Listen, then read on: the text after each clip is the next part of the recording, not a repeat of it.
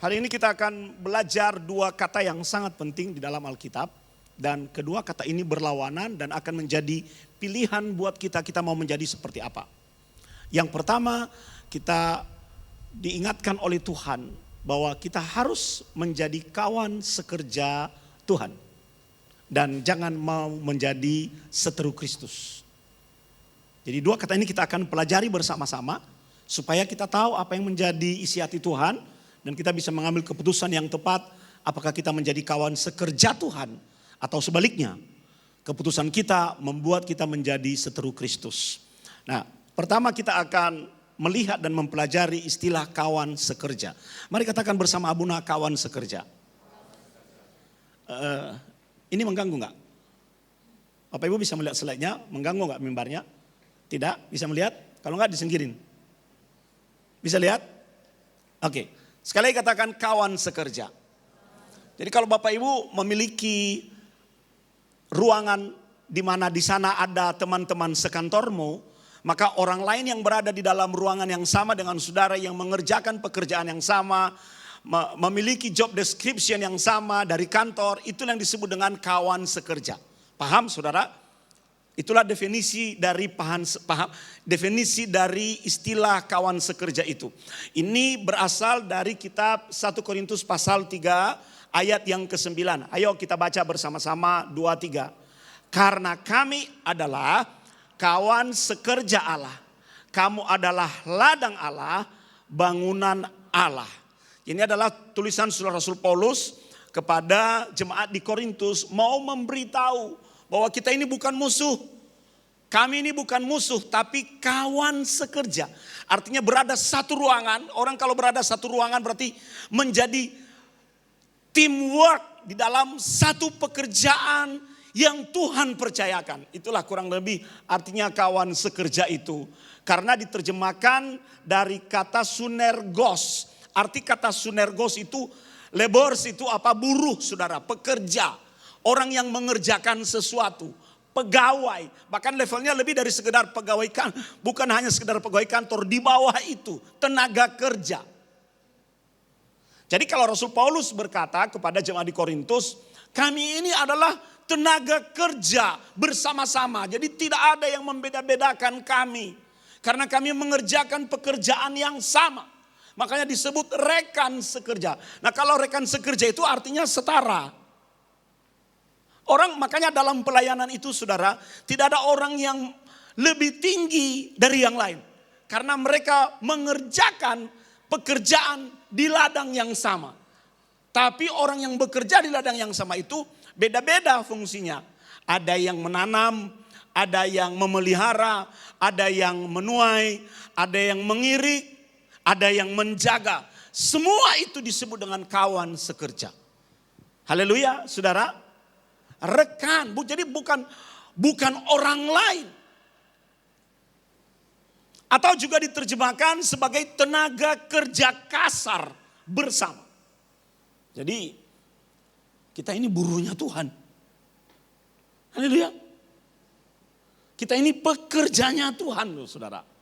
Makanya Rasul Paulus mendefinisikan dirinya, aku ini hamba.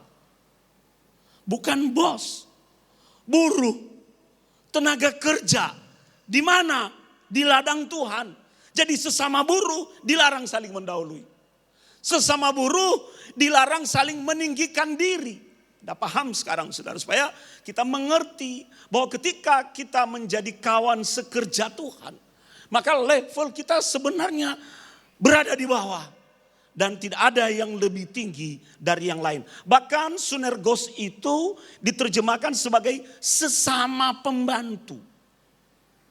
Pembantu di mana? Di ladangnya Tuhan. Nah di bagian yang pertama ini kita pahami dulu.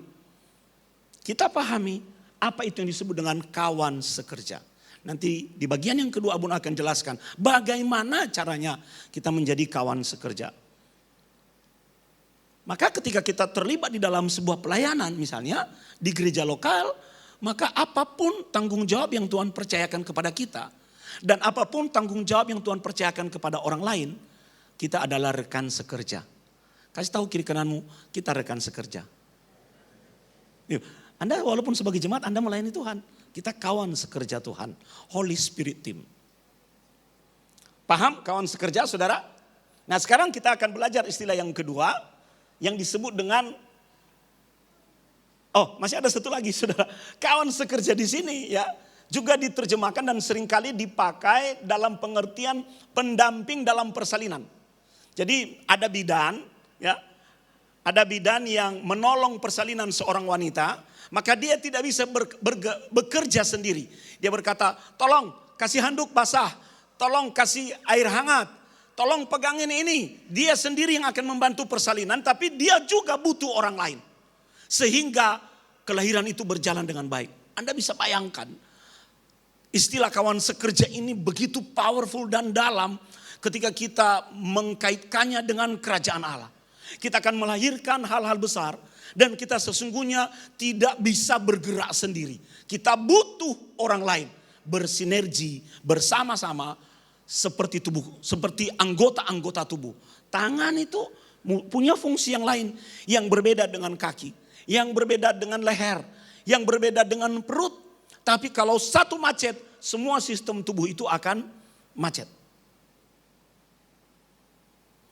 Itu istilah kawan sekerja. Sekarang kita akan belajar istilah yang kedua yang disebut dengan seteru Kristus.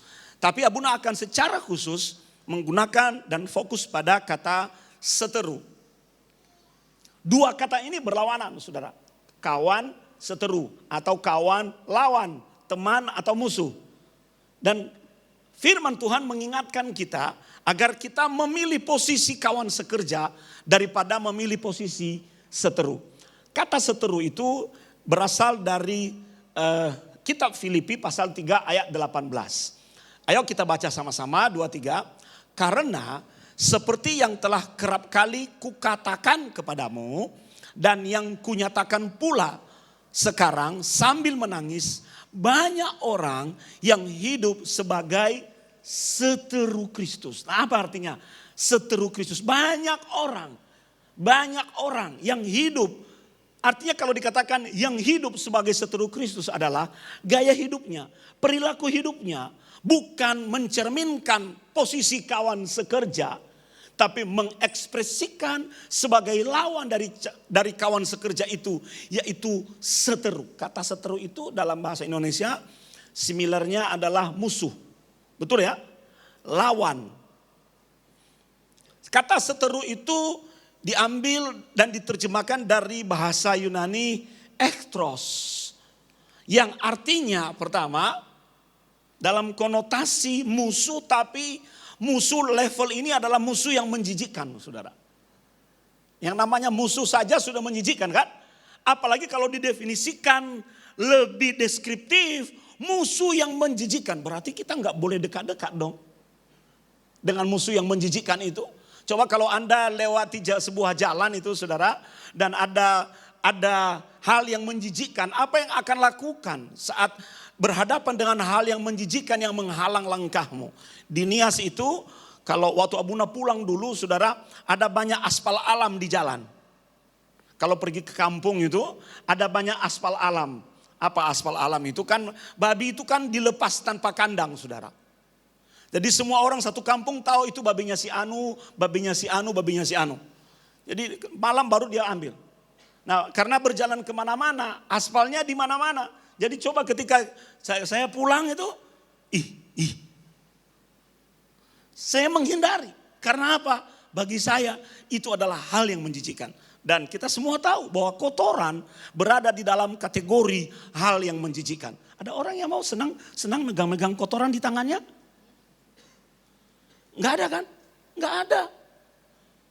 Hal yang menjijikkan. Nah, ini yang menjadi gambaran Rasul Paulus. Udah tahu jijik, kok malah dekat-dekat dan hidup dengan cara yang seperti itu. Ini keluhan Rasul Paulus kepada orang-orang di Filipi. Aku sampai menangis. Karena sekarang banyak orang yang hidup dengan cara yang menjijikkan. Udah tahu kotoran. Udah tahu itu sesuatu yang harus dihindari. Makanya di situ digunakan kata ektros. Artinya itu dengan muak kita menghadapinya. Dengan muak. Seharusnya kita membencinya, bukan justru kita mencintainya, saudara. Ya, saya suka nonton reels, saudara. Abuna suka nonton reels. Pernah melihat reels nggak? Makanan di satu negara tertentu diaduk pakai tangan. Dan orang antri, kok ya enak kali ya, diaduk. Dan dia begini keringatan, dia nggak pakai baju, diaduk lalu dia ambil tangannya, dia ambil begini, diambil begini, diambil begini, lalu disodorin di muka, nyam. Ada lagi yang membuat semacam tepung tapioka digoreng, saudara. Lalu biasanya tepung tapioka diginiin tapi dia kasih di keleknya.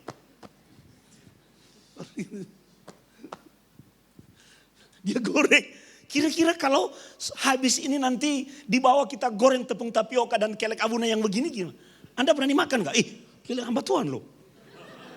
Kudus. Diurapi. Kan jijik. Anda mengerti maksud saya? Jijik toh. Harusnya kita tidak boleh dekat-dekat dengan hal yang seperti itu, saudara. Makanya Rasul Paulus itu menangis. Udah tahu itu mambu kelek. Udah tahu itu sesuatu yang harusnya kamu hindari. Wong kamu itu Kristen. Dan kalau kamu Kristen, jangan tiru pola hidup orang yang hidupnya jijik kayak gitu, saudara. Apo itu punya teman itu dari negara itu, saudara. Suatu kali mereka berdebat. Lalu karena mungkin Apo jengkel, dia tunjukkan reels itu kepada temannya dari negara itu. Lah ini loh, di negaramu ini kayak gini. Sejak itu dia diamin Apo, saudara. Kelek. Kemproh. Bahkan deskripsi yang lebih menarik, saudara. Seteru itu artinya seperti memandang setan. Makanya kalau kita berhadapan dengan sesuatu yang memandang setan, kita menghindari.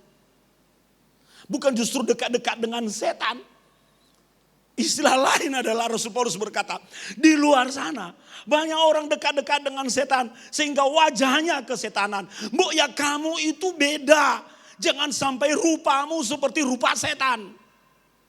Coba lihat wajah kiri kananmu. Itu wajah Tuhan. Amin. Gak ada wajah setan di antara kita. Amin, amin. Itu wajah Tuhan. Supaya kita paham, saudara. Apa artinya kawan sekerja itu. Dan apa artinya seteru itu. Sehingga kita mengerti dan menjaga perilaku kita. Menjaga keputusan-keputusan kita. Supaya tidak condong ke kiri, ke seteru. Tapi condong ke kanan. Sebagai Holy Spirit teams. Amin, amin. Ya, mari kita lihat apa saja syarat-syaratnya. Untuk bisa disebut sebagai kawan sekerja Allah. Saudara, kalau orang diangkat menteri itu, saudara, ini nanti kan sebentar lagi presiden kita yang baru, Bapak Prabowo, akan mengangkat menteri. Wah, orang sudah mulai GR-GR toh, menunggu telepon malam. Kenapa orang GR-GR mau ditelepon, kasih sinyal-sinyal di surat kabar, mau menjadi menteri. Karena dia bangga menjadi kawan sekerja presiden. Maka mari kita gunakan hal yang sama. Kita seharusnya bangga, bukan bangga sebagai seteru Tuhan, tapi bangga sebagai kawan sekerja Tuhan. Amin. Orang lain di sana kan tidak sepaham dengan kita. Jadi wajar kalau mereka ngejek, wajar kalau mereka mendiskreditkan, wajar kalau mereka seperti haters buat kita. Yang penting kita sudah memiliki posisi yang jelas. Itu kan kamu, saya gak sepaham dengan kamu. Apa syaratnya? Saudara mau menjadi kawan sekerja Kristus? Kasih tahu kiri kananmu, aku mau. Pertama, saudara, untuk disebut sebagai kawan sekerja Kristus, maka kita harus memenuhi panggilannya. Jangan pernah lari dari panggilan. Ya. Banyak orang hari-hari ini lari dari panggilan. Banyak orang lari dari panggilan, hatinya penuh dengan kepahitan, hatinya penuh dengan motivasi-motivasi yang lain. Dia sudah tahu panggilannya itu melenceng.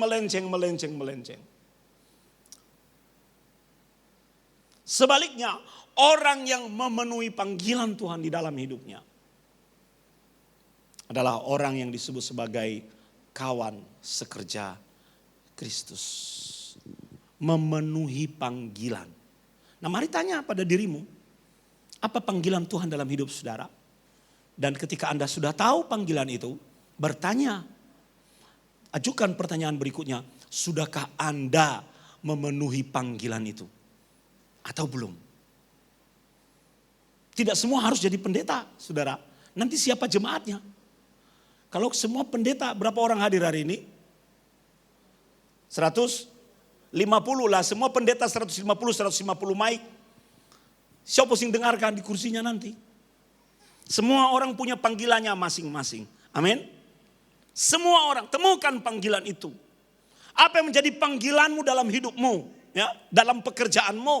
Apa yang menjadi panggilanmu di gereja lokal di mana Anda hadir? Jangan cuma teletabis. Tahu orang Kristen teletabis? Hanya kalau ketemu berpelukan, cipika-cipiki. Ya, setelah itu cuma memanaskan kursi tempat duduk. Setelah itu balik. Pulang. Hari Minggu aja nggak cukup loh, saudara. Kita butuh asupan rohani. Mengapa kita makan 3 kali sehari? Karena secara alamiah tubuh kita membutuhkan makanan. Supaya metabolisme tubuh kita berjalan dengan baik. Dan kita seringkali mengabaikan yang namanya kehidupan dan tubuh rohani itu. Lupa memberinya makanan, berkata hari Minggu saja sudah cukup. Itu pun hari Minggu ngantuk-ngantuk. Yang seperti itu gak ada di gereja kita. Di gereja orang lain. Tapi ini perlu menjadi bahan refleksi buat kita. Apakah kita sudah melayaninya? Yang namanya tadi berada di dalam ruangan yang sama, sesama pegawai, sesama buruh, sesama tenaga kerja. Lah yang lain berada di ladang, Anda berada di mana? Apa ladangmu? Sesuatu yang Anda usahakan, sesuatu yang Anda kerjakan. Tuhan tuntut itu loh. Karena setiap orang diberikan talenta. Bukan soal berapa banyak si A, berapa banyak si B, berapa banyak si C. Tapi kepada setiap orang yang diberi, kelak Tuhan akan tanya. Mana hasilnya? Mana? Gak ada alasan, saudara. Gak boleh berkata maaf Tuhan. Saya tuh paling kesel kalau lagi nguji. Kemarin saya nguji doktor, saudara. Saya tanya, bagaimana ini? Maaf Pak, karena gini. Gak boleh maaf kalau ujian, pertanggungjawabkan hasilmu. Ada yang bilang, maaf Pak, saya ngambil datanya susah. Itu dari kota saya pergi ke kota itu 4 jam naik motor. Jalannya gelap, saya gak peduli. Ini ujian. Hasilnya apa? Pertanggungjawabkan, gak ada kata maaf dalam ujiannya. Lah sekarang kita bisa minta maaf sama Tuhan. Maaf Tuhan. Apa ini? Boyokku sakit. Maaf, ya wes nak, boleh. Maaf Tuhan, aku masih sibuk. Ya, rajin bekerja ya nak. Nanti kalau kamu sudah tidak sibuk cari aku ya. Ya. Maaf Tuhan, aku masih ngantuk. Selama kita diberi waktu, kata firman Tuhan. Selalu ada waktu buat kita. Tapi nanti akan ada batas final di mana Tuhan akan berkata, maaf. Sudah tidak ada lagi ruang untuk maaf. Sudah tidak ada lagi ruang untuk memperbaiki diri. Maka mari kita berdoa agar kita ambil satu bagian untuk melayani Tuhan. Sebab yang disebut kawan sekerja ketika kita melayani bersama-sama dengan Tuhan. Maka kita menjadi kawan sekerja Tuhan. Amin, Bapak Ibu. Yang ketiga, ketika kita mencari wajahnya. Mencari wajah Tuhan itu di mana? Saat kita berdoa. Mencari wajah Tuhan itu di mana? Saat kita memuji, menyembah Tuhan. Mencari wajah Tuhan itu saat apa? Saat kita berfellowship dengan sesama orang Kristen. Sesama orang Kristen, sesama orang percaya. Mencari wajah Tuhan itu saat apa? Saat kita beribadah. Karena Tuhan sendiri mengingatkan kita, jangan tinggalkan pertemuan-pertemuan ibadah. Karena itu penting. Tuhan hadir dalam ibadah. Di situ Anda bisa ketemu muka bukan dengan pendeta. Anda tidak sedang setor muka ke Abuna atau Abuni. Anda setor muka kepada Tuhan. Carilah dia selamanya berkenan ditemui. Karena akan ada waktu di mana mencarinya sudah tidak ada lagi perkenaan. Akan ada waktu. 4 hal ini coba renungkan. Satu lagi saudara. Mencari wajah Tuhan. Ada satu bagian firman Tuhan yang berkata, dan umatku yang atasnya namaku disebut. Mencari wajahku dan merendahkan diri. Aku akan mendengar dan memulihkan dia. Orang yang mencari wajah Tuhan akan menerima kemurahan Tuhan. Kalau wajah Tuhan tertuju dalam hidup kita saudara. Maka kemurahan itu akan mengalir seperti air. Dan kita pulang seperti orang-orang yang mengalami kemenangan. Mencari wajah Tuhan. Jadi jangan malas ke gereja ya. Amin. Kasih tahu kiri kananmu, rajin ke gereja coy. Ya rajin. Harus ada coynya. Kan sesama kerja. Sesama rekan sekerja. Amin. Yang keempat. Ini. Melibatkannya. Kenapa kita berdoa? Karena kita melibatkan dia untuk keputusan-keputusan kita. Kenapa kita berharap kepadanya? Karena kita melibatkan dia untuk setiap gerak langkah kita. Anda makan, berdoa makan itu. Itu bukan ritual yang diulang-ulang. Jimat, tradisi orang Kristen, tidak. Anda melibatkan Tuhan untuk setiap makanan yang masuk ke tubuhmu. Kenapa Anda perlu berdoa sebelum mengambil keputusan? Dan melangkah untuk sebuah keputusan tertentu. Karena Anda melibatkan Tuhan. Banyak orang hari-hari ini di luar sana. Lebih banyak kayak Superman. Mengandalkan dirinya sendiri. Merasa diri sudah kuat, merasa diri udah pintar, merasa diri udah jago, merasa diri mampu dalam segala hal. Saudara, Anda selalu Abuna katakan bahwa kita punya semua apapun di dunia ini, selalu ada satu lubang yang kosong yang hanya bisa diisi oleh Tuhan. Dan itu akan membuat hidup kita sempurna. Banyak orang-orang di luar sana tidak melibatkan dia. Nah, orang yang melibatkan Tuhan adalah orang yang berpengharapan kepada Tuhan. Amin. Orang yang melibatkan Tuhan adalah orang yang percaya akan campur tangan Tuhan. Orang yang melibatkan Tuhan adalah orang yang mengandalkan Tuhan. Bagaimana caranya melibatkan Tuhan, Abuna? Berdoa. Baca firman-Nya, jadi tahu kebenaran. Ikuti dia. Kita akan melihat hidup kita akan menjadi kawan sekerjanya. Haleluya. Yang terakhir, saudara. Apa itu yang disebut sebagai seteru Allah? Beberapa waktu yang lalu ada sebuah film saudara. Anda bisa nontonnya di Netflix. Enemies of the State. Jadi orang ini menjadi korban konspirasi dari pejabat negara yang sangat berkuasa. Jadi no place to hide. Dia tidak bisa bersembunyi. No place to hide. Dia mau lari kemana, satelit tahu dia. Teleponnya disadap. Dia mau sembunyi di mana, CCTV di jalan tahu dia. Jadi dia dikejar, dioyak dan dia tidak memiliki tempat untuk bersembunyi. Sampai akhirnya terjadi anti klimaks, dia berhasil membongkar konspirasi itu dan orang-orang itu bisa dihukum. Demikian di dalam Tuhan, saudara. No place to hide. Jangan kita menjadi musuh Kristus. Gak ada itu saudara. Sebab tidak ada yang tersembunyi bagi Tuhan. Tuhan tahu segala hal. Bahkan yang kita sembunyikan di hadapan manusia Tuhan tahu. Makanya kalau kita menjadi seteru Kristus, kita beranggapan bahwa kita mampu melawannya. Saya tidak yakin. Beranggapan bahwa kita bisa menyiasatinya atau menyembunyikan diri daripadanya. Saya tidak yakin. No place to hide. Di dunia aja bisa ketahuan. Di mana, siapa, ketemu kita. Kita hati-hati. Apalagi kalau seperti Abuna orang di atas mimbar.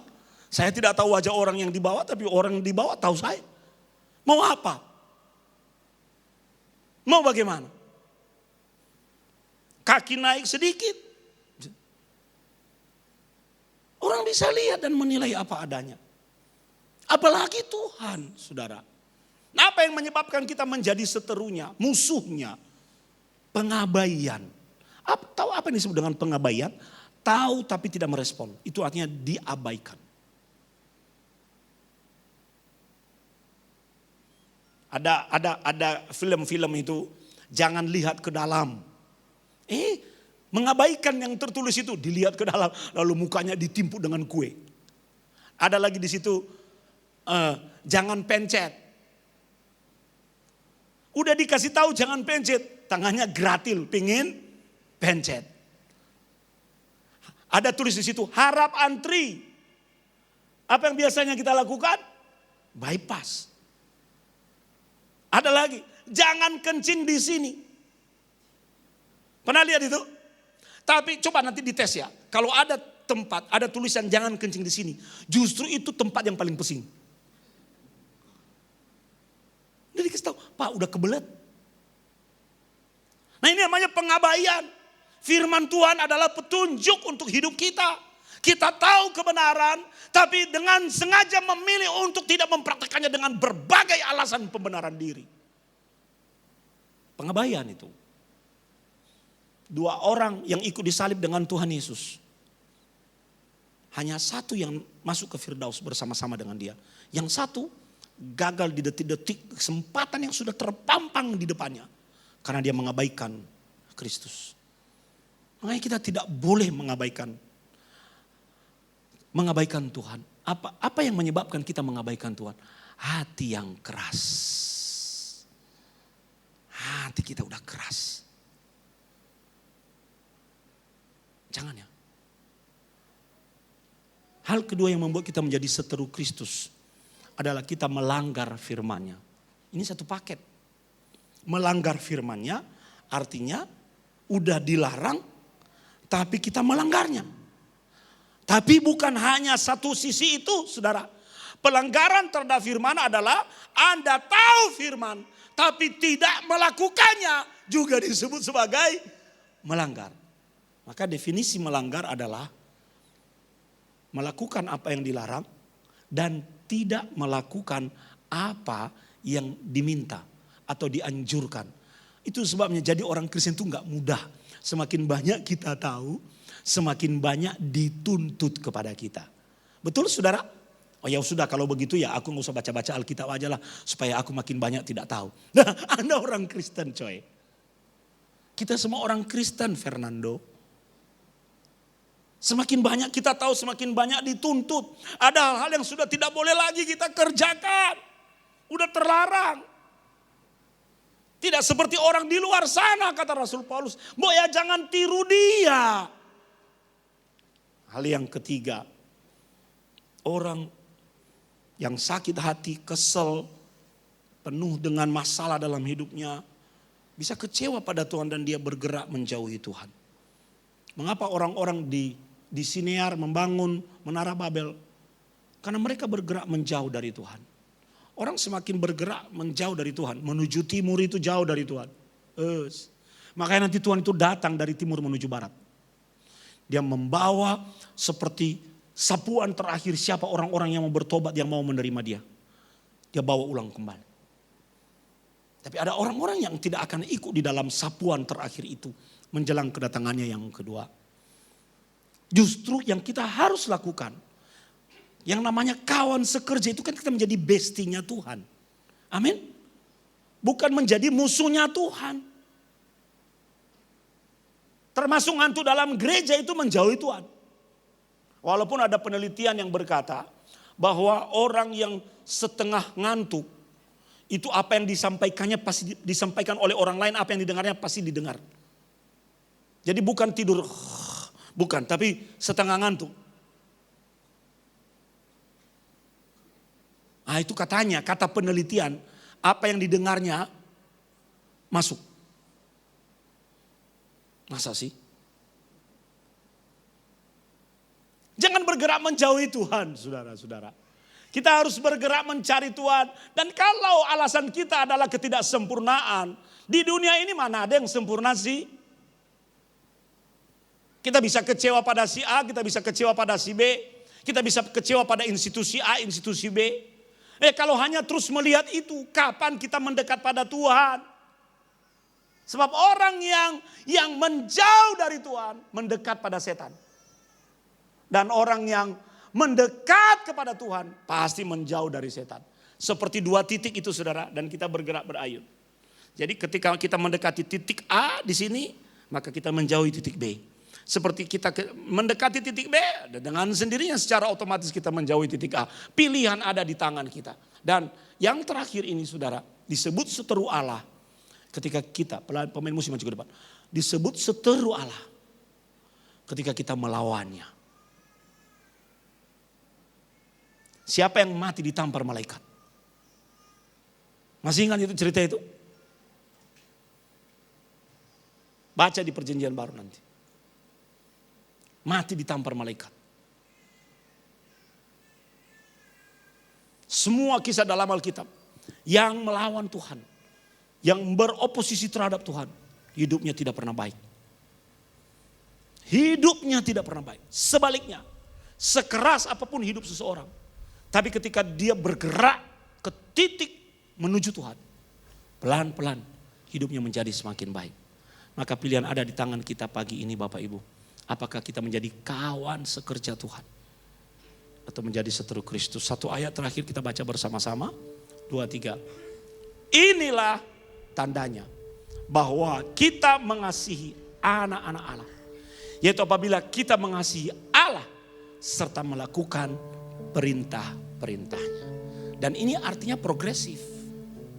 Tidak selesai, oh sudah, enggak.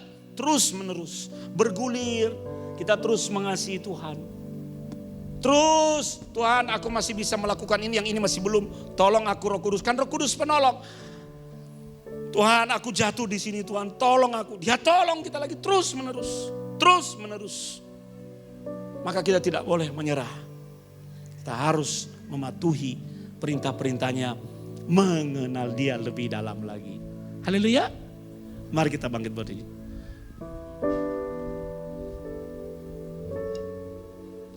Satu hal yang